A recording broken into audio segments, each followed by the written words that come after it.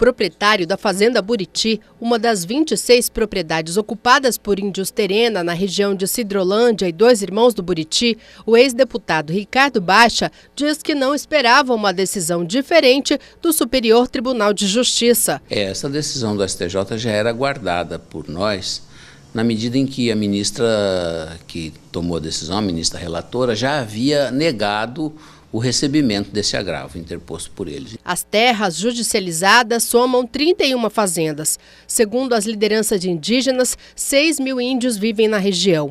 Eles têm 2 mil hectares de área demarcada. A ação proposta pelo Ministério Público Federal, que pede a posse de mais 13 mil hectares para os índios, se baseia em estudos antropológicos que atestam que os 15 mil hectares são de ocupação tradicional indígena. Eu estou com 69 anos.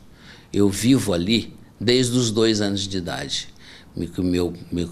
Meus pais já herdaram aquilo dos meus avós. Nunca houve lá nenhum conflito que fizessem com que os índios pudessem ser retirados do entorno da aldeia e confinados na aldeia. Eles inventaram essa situação, fabricaram. Eles estão querendo expandir a terra da aldeia Buriti. Da aldeia Buriti e outras que tem ali na região, estão querendo fazer uma expansão de terra. Isso não é permitido pela Constituição. Em 2013, a Fazenda Buriti foi palco de um confronto sangrento. Um índio foi morto e mais de 30 ficaram feridos durante tentativa de reintegração de posse. Depois que a Polícia Federal deixou o local, alguns índios retornaram e atearam fogo nas casas, galpões, mangueiro e trator. Na manhã seguinte, um grupo fez nova retomada da fazenda.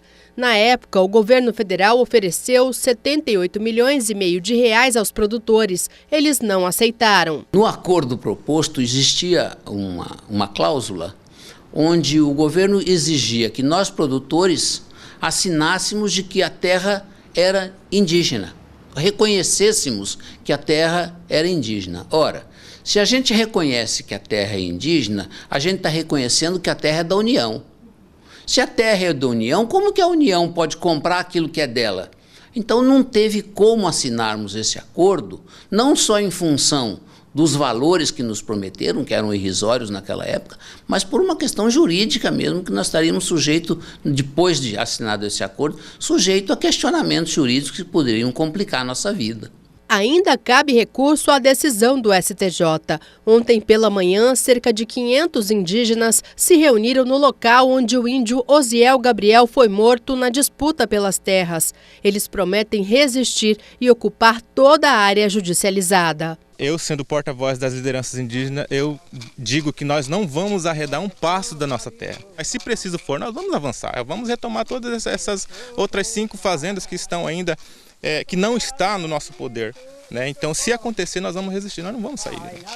Apesar da decisão favorável aos produtores rurais, eles não pretendem entrar com pedido de reintegração de posse. Os proprietários querem ser indenizados pelos lotes ocupados pelos indígenas. Segundo os produtores, pelo valor atual de mercado, os 13 mil hectares estão avaliados em 230 milhões de reais.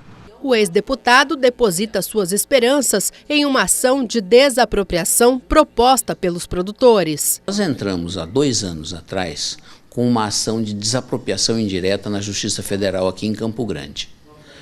Desde então, nós temos a expectativa de que o juiz decida por fazer essa ação prosperar e obrigue a nação a nos pagar aquilo que nos deve.